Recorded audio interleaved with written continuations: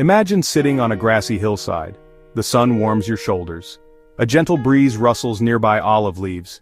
Below you, the Sea of Galilee sparkles like a sapphire blanket. A crowd has gathered. A tapestry of human hearts, each with its own story of hope and hurt.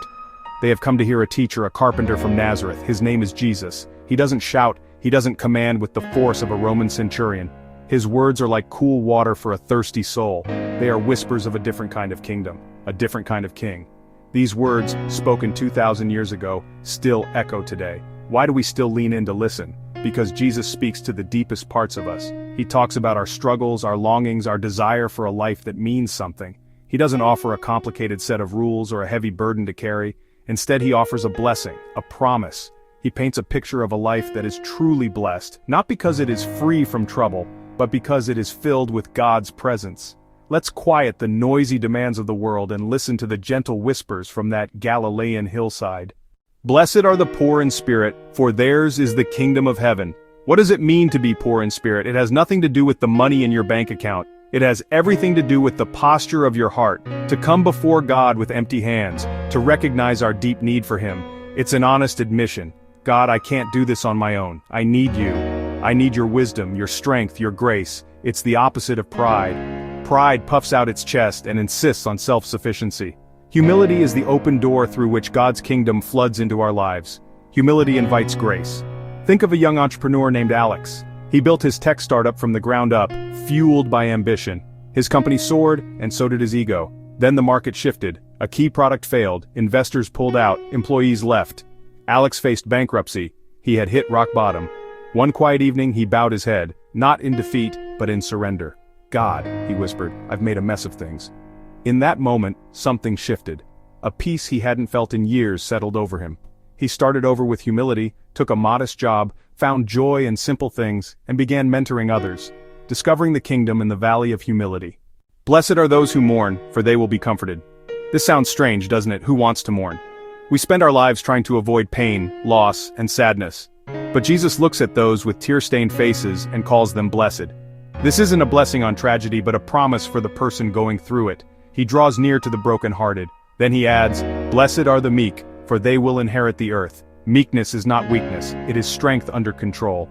Think of a powerful stallion tamed, none of its strength lost, but its will surrendered to a gentle master. Meekness is choosing to lay down power for the good of others.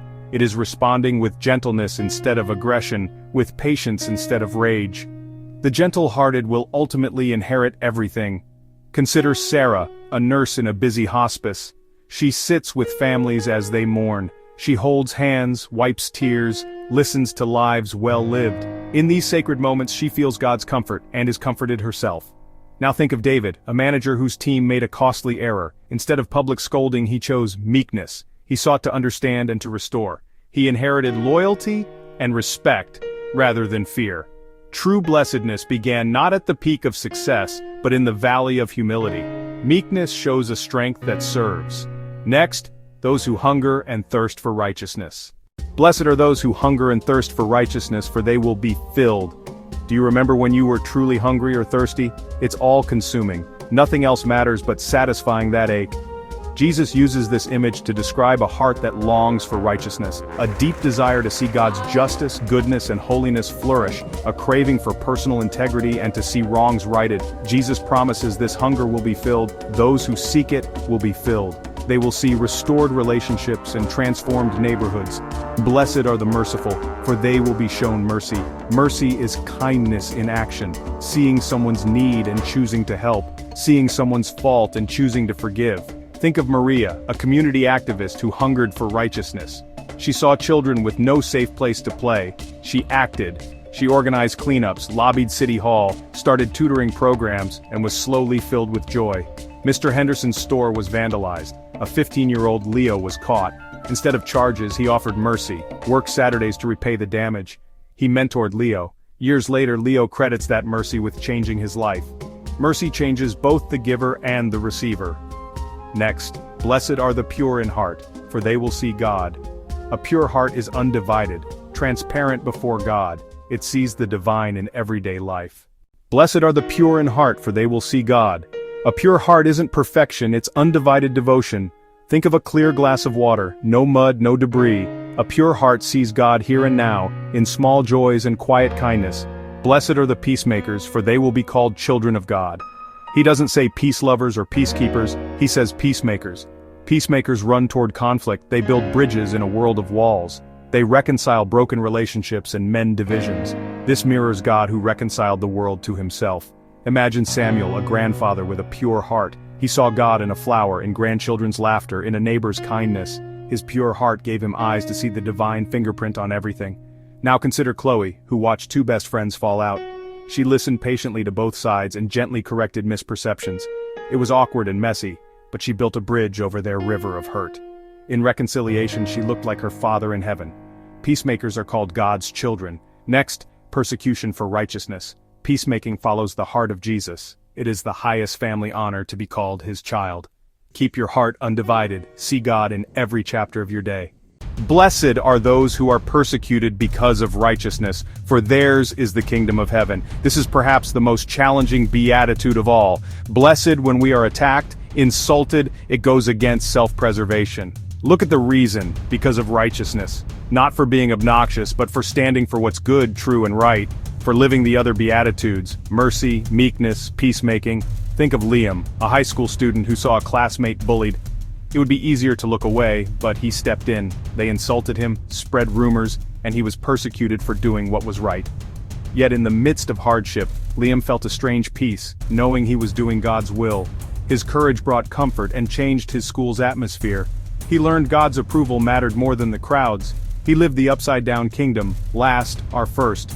In suffering for righteousness, he discovered a blessedness popularity could never offer. You are walking in his footsteps. The kingdom isn't only a future destination, it's a present possession. Your identity is secure. Troubles cannot touch your true identity. Courage shows the kingdom belongs to those brave enough to stand for it. When you face opposition for good, remember, you are blessed. Simply take the next step. Look for one opportunity today to show mercy, offer a word of peace, practice humility. The Beatitudes are more than a beautiful poem or a list of ethical suggestions. They are an invitation into a different way of life, a portrait of a heart transformed by grace. Reading them can feel daunting. Who among us is perfectly meek? The Beatitudes are not a ladder you climb to earn favor. They describe what happens when we surrender to him. They describe the character of Jesus himself. When we invite Jesus into our hearts, his spirit begins to shape us into his likeness. He produces this blessed character within us. It's his work, not ours. Our part is to say yes, to be open, to admit our spiritual poverty. Ask for his riches, bring your mourning to him, receive his comfort, submit your strength to his control, discover meekness, allow your hunger for what is right to lead you to him. Imagine your daily life as a garden. What are you planting? Are you sowing seeds of pride, anger, division, or letting the master gardener cultivate humility, gentleness, mercy, and peace? Water the seeds of grace. The fruit your life produces will reveal what you have sown. Living the Beatitudes means tending this garden every day. Today look for one chance to show mercy, offer one word of peace, practice one moment of humility. Let the character of Jesus emerge at home, at work, and in your community. This is the path to the blessed life. Not perfect performance, but profound connection to the God who calls you his child. It is an invitation to deeper joy and truer peace, a life that echoes the heart of heaven. Let these words sink into your soul. Take the next step. One small act today can begin a lifelong harvest.